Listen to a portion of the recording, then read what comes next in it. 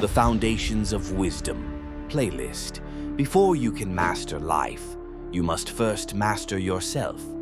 Look around. Most people are lost, scrolling endlessly, chasing trends, drowning in noise.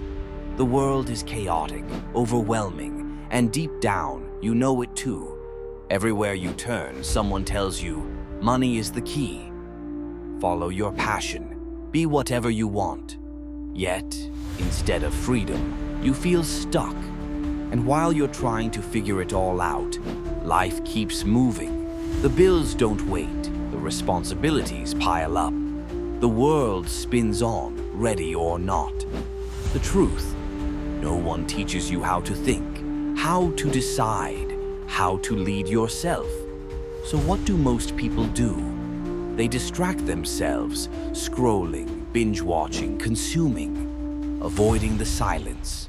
Because silence means facing the truth. Without realizing it, they grow mentally weak, emotionally unstable, slaves to moods, cravings, and every impulse. But you feel it, that quiet sense that this isn't how life is supposed to be, that you were meant for more.